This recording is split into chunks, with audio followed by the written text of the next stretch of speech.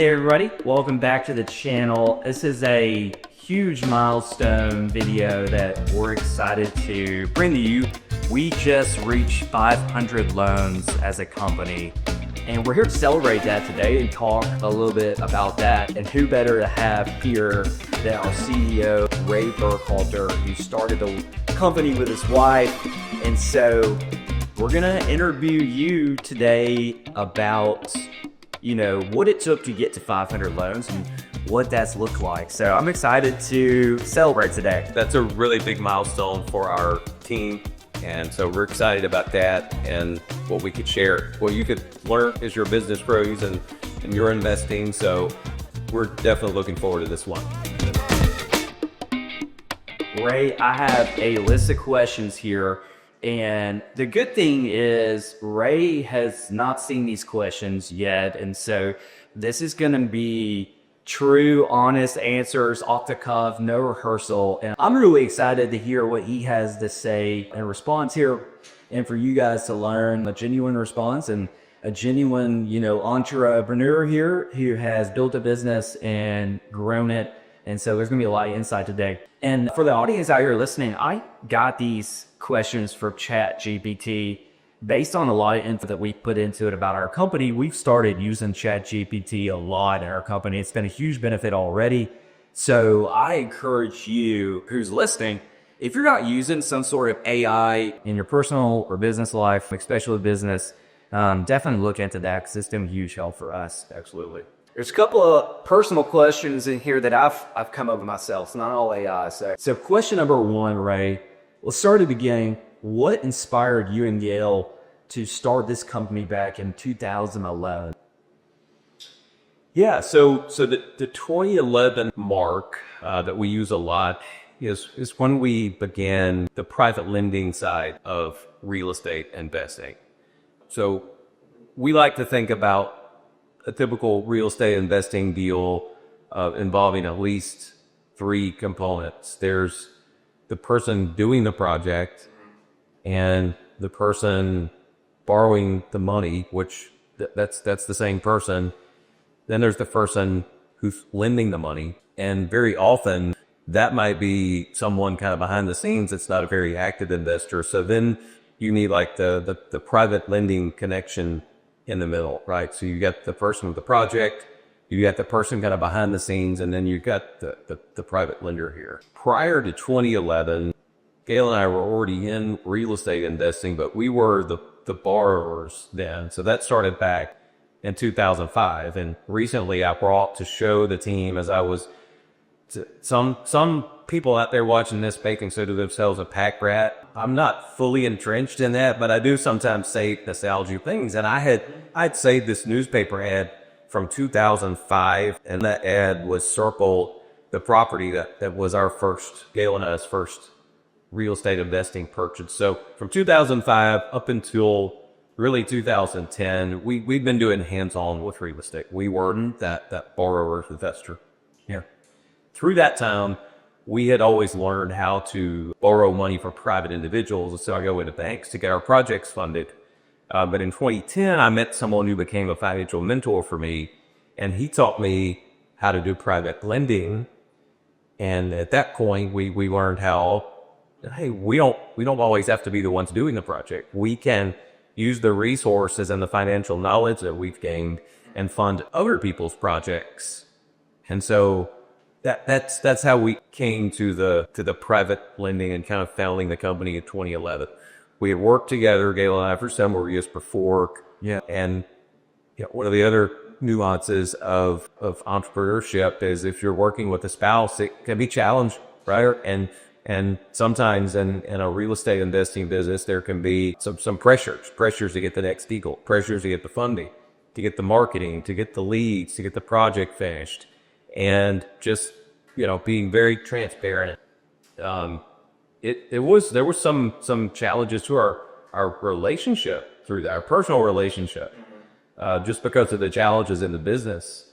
And so when we kind of slowed that business down and the private lending business was before us, I didn't just jump straight into that. I asked Gail, I said, look, our marriage is much more important than any business venture. Do you think we can could transition from here over to here and do the lending business and just work harmoniously together. Yeah. She said yes, and I changed some of the ways I was interacting with her, because as men, sometimes our tone tells more than our words. Oh yeah. And so anyways, you didn't have to learn our answer there, but that's... We learned the hard way. Yeah, a lot of men learn it the hard way. Real quick, I hear a couple things in that. You and Gail were flipping houses and doing the Burr method before even the Burr method was coined the Burr method. You wouldn't have started the lending business if you had never got into flipping houses yourself. And so there's true expertise there. So there's, natural evolution from an entrepreneur standpoint in that. And that goes back to our core purpose statement to help people achieve financial freedom. So we know how to do that because we're doing it ourselves. Like you and Gail have done it. You started, like, it didn't start as a lending business. It started as a real estate investing, flipping, acquiring rental portfolio business. And then the natural progression of your skill set and that mentor you got connected with evolved into starting it with your wife. So that's great. Moving on, did you ever imagine that the business would just grow from the two of you to a team of 8 funded 500 loans? I've always had some big visions, right? And I think a lot of people that would quit a good W-2 job, like the one that I had. I had a good engineering job. There were a lot of people that thought I was crazy to leave that and become a real estate entrepreneur. So I did have big dreams. Sure. And sometimes with big dreams, they don't always come to pass when you think they are or how you think they're going to come to pass. But I could have envisioned it, but it was one of those far out things. And in my career, I had been in an engineering position, but not a management position. So, to think about hiring people and building a team was a little bit of a stretch for me. Yeah, I understand. Okay, so starting, back in 2011, what was the first loan like compared to loan 500? That's a huge difference. How did the company operate back then, and what was the difference between 1 and 500? Yeah. There's a lot there, but maybe you could kind of condense it down. Yeah, so obviously a huge difference because it was just two of us there, working on something, but then also the unknown of something being the first time. That's right. Just like when someone's doing their first real estate investment project itself, there's that fear of getting into the project and the analysis paralysis and all that. So on the lending side, there's all this paperwork, and then we're the very first deal that we funded, we were in Tennessee. So you got to look at the laws there in the state and how does that work, and the paperwork was all very different back then, the whole process that we use. So yeah, it was a little bit like a shell game to pull it all together and make it work. It was definitely not streamlined, but we got it done. That's right. You had to, no processes into processes and evolution there. That's great. So it's been a long journey, 14 years and counting. What has been the most rewarding part of that journey so far? I know that's, that could be a general question, but it's been a journey, 1 to 500, a lot of ups and downs. Again, like you were mentioning earlier, you don't, if you have big dreams, but you don't necessarily, kind of realize in the moment, you finally get there, you look back, you're there. But yeah, what's been one of the most rewarding parts? It's been the people impact along the way. And I guess I would couple that with my own growth as an entrepreneur, slash business person, slash leader. What that looks like for me is an entrepreneur. The most successful level is somebody that's getting really good at serving other people. Without the other people to be served, there's no one to buy your products or services. So we have impacted a lot of lives over the 500 loans. We've seen people be ecstatic over making $100,000 or more on a single flip. We've seen people do multiple flips and do incredible things in their life and their business with their family, and then the addition of doing that with the team and knowing that the team that we have here now is going to be the team to carry this company into the future and do bigger and better things that we're doing today. Yeah, that's very, very impactful and very profound. And it's interesting how you said that, because that kind of leads me into my next question as I skip ahead. On that note, how does it feel knowing that we have helped hundreds of real estate investors build their businesses and build wealth through these loans? Yeah. Not only the investor side, people actually actively flipping, but talk about our co-lenders on that. Yeah. We have some co-lenders that will, call and really just express their thanks at how many, tens and hundreds of thousands of dollars they get paid for their involvement in these projects. And, just recently I was on the phone with one and he was like, I hope you feel the same way. I don't feel like we're just in business together. I feel like we're friends. And I do. I love those conversations. I love getting to go, meet with them and have dinner and, just see the impact that we're having on that side. And then on the other side to see what, kind of the impact on the neighborhoods of the homes getting finished. And then it's a little bit different feel when someone's flipping a house compared to building a rental portfolio. They're both satisfied because the person flipping the house, they're usually pretty ecstatic about selling it and the profit they're going to make. But especially when we go and do some of those on-site videos with people that are building a rental portfolio, we did one recently in Montgomery, and that the customer of ours said, "Hey, I'm up to, I think at that time, 7 houses," and he had covered his living expenses with the rents from his properties, and now we're helping him take it to the next level. We funded each of those deals for him, and so to know that we were part of him getting his family to that financial position is just really rewarding. Yeah, that's as you were saying that, especially the relationships with our co-lenders, and it's not just business. It is a relationship, and it feels like family for a lot of them. For me being here almost 4 years at the company, I've gotten to see that with my role in the front end, developing relationships with the active investors who are flipping projects. And I've seen people start with our first deal to go to 10 deals a year. Yeah. And doing that multiple years, and how we're a part of that. And it's not just then and I get to see it, a lot of people get to see it, but we're in a unique position with our company in an industry where it is a win-win-win all the way around, that we're working with an investor who is flipping a house to supplement or gain extra income, or they're building a rental portfolio. Right.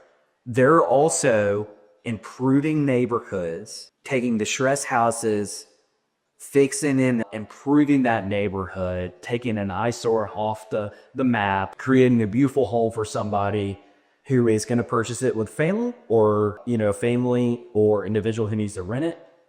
And they're helping the seller. That, right? Anytime you've experienced that, like I have, because you're on the front end there, you know that to the seller of the distressed property, or someone that maybe the property is not distressed, but the situation is, maybe they inherited it, or maybe they need to move, and there's some kind of maintenance that they just can't afford to do. And buyers these days want houses that they're move-in ready. And so for our customers that are buying these properties to make them look great again, they're taking the stress off of these sellers and quick closing, and the sellers don't have to fix anything. If there's a lot of leftover things there, a lot of our customers saying to the seller, "Hey, you don't even have to move anything. Yeah, we'll bring in the dumpster, we'll clean it all up. Just take what you want and leave the rest." And that's just peace of mind for someone selling the house that's kind of in that stressful situation. Exactly. And then for our co-lenders, who are the absolute most passive aspect of real estate you can get, a lot of these individuals are at retirement age, and it is a great way to earn a good return, helping individuals improve communities while getting passive and, return to a predictable rates and a predictable time of the month, every single month, that is not in the stock market, but something very different and stable. So it's been a lot of fun. Yeah, absolutely. So speaking of that, we're open and transparent here at the company. The next question is, it's not always rose in the sunshine. So here the question is, what's one challenge that's nearly stopped you or us as a company in our tracks, and how do we push through it? Because it's not always uphill drive. It ebbs and flows from time to time. Yeah. There's so much passion for the business. I don't think there's one that like made me think about stop, but there's definitely been a few things along the way. Up through deal number 500, we've not been through a foreclosure before, and that's kind of the ultimate thing that we would have to do as private lenders in order to rectify a situation. But there's been a few times during those 500 deals where a project stalled out, and we maybe had to help that person sell the property to another renovation expert so that they could come in and finish out the property. There's been a couple of cases where that borrower stalled out on their deal, and they ended up deeding the property to us to finish out. So that's where the expertise of having done these kind of projects before allow us to be able to do that. But yeah, there's definitely situations stressful time. Exactly, because we're passionate, and we don't, to see a person struggle in a deal, it is, it could be stressful on the team. Yeah. So that's one of the things about our company culture, though, that I'm very proud of. When we do run into challenges as a leadership team, we sit down and say, okay, here's the thing that didn't go so smoothly. We look back in the process and say, is there something we could have done to avoid this, or is this just something that it's just going to happen and that is neutral? And many times we find, hey, if we adjust the process a bit back here, we change this, if we different document or different set of steps or different filters on the deals or the people that we lend to, it could make this part better. So, we're constantly doing those things to improve. But there's every once in a while, there's some things that get the blood pressure up. Exactly. Okay. So next question. This is not AI. This is for me. How has your faith in Jesus impacted your business? Because we try to showcase it as much as we can. Our faith in Christ is number one at our company. Yeah. You and your wife, Elle, are the leaders of that culture here. So, how has your faith in Jesus impacted this business? I think it begins with something I talked about a moment ago of just that awareness of that we're serving the customer, right? Mm-hmm.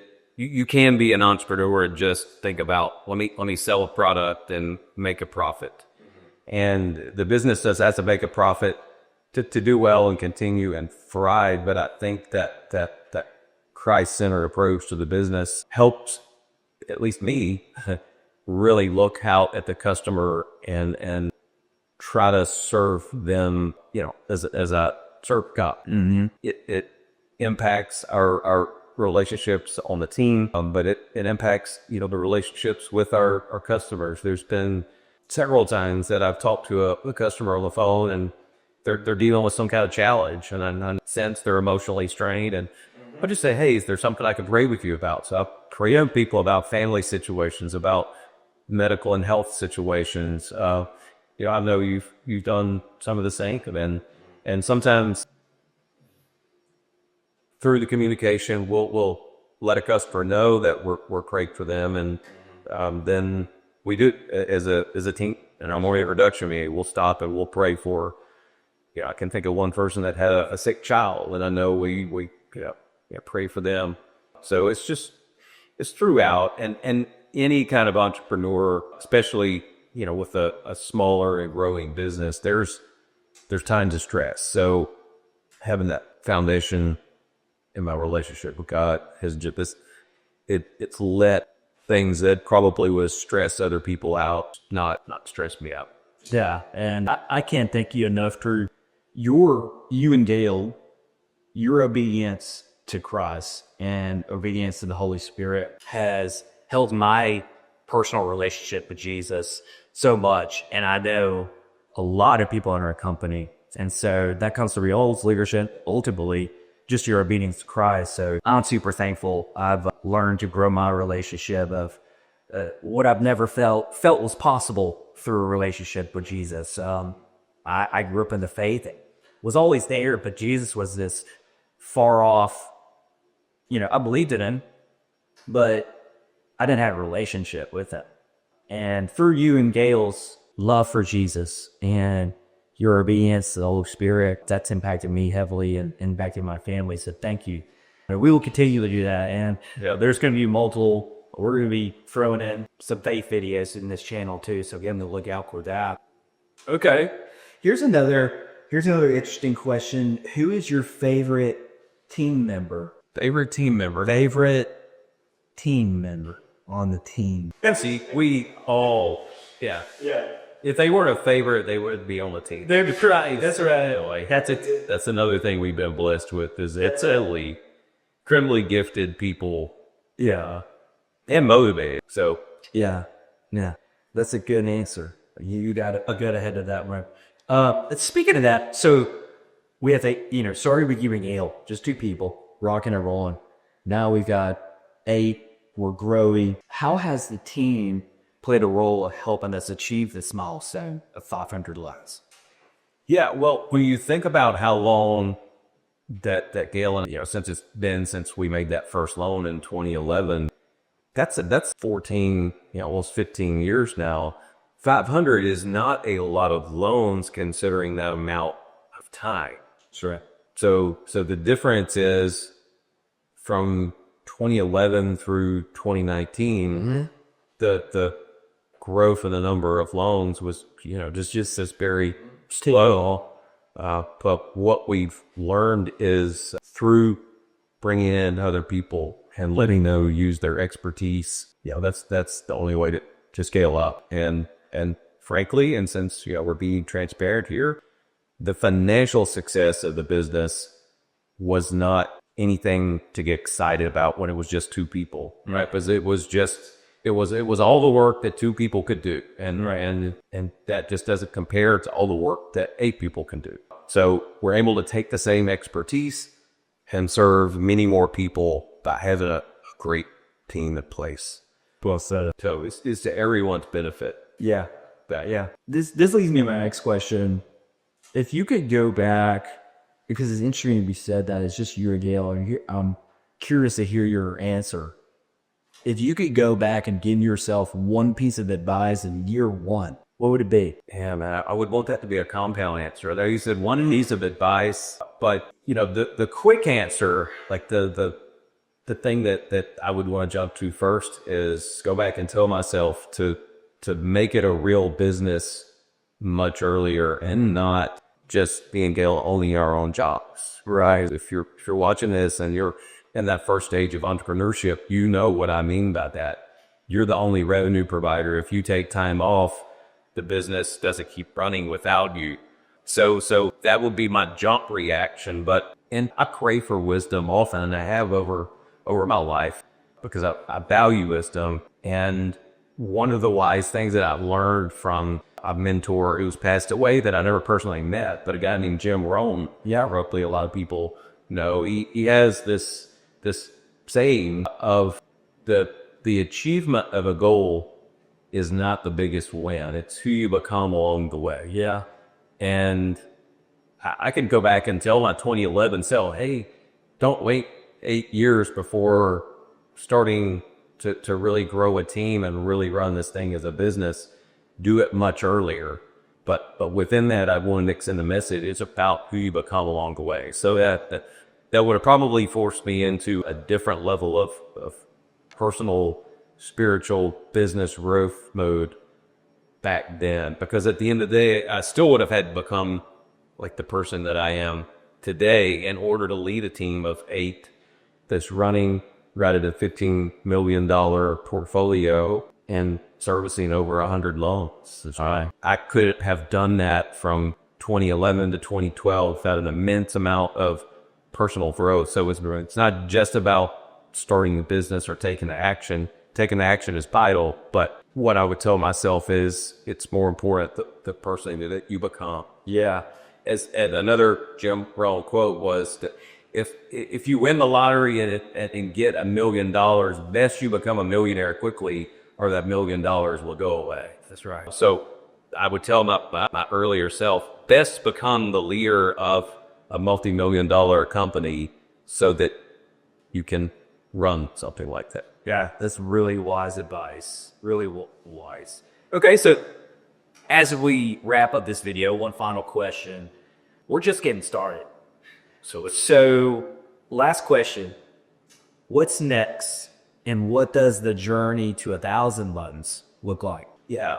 Next, it still builds off of that personal growth and business growth and leadership growth that we were talking about before. As you and some of our other team members continue to step into different levels of leadership growth here, we have identified a program that helps teach business growth that we're going to step into and start using that to help us go to the next level. One of the things that we're looking at is, in addition to the residential property loans that we do, we're very interested in offering a similar product for commercial properties. Yeah. There's something called small balance commercial that from every market indication that we have, that seems to be an underserved market. So that's going to help us increase our loan numbers as well. Yeah. But it's kind of back to serving, more people, serving people in a better way.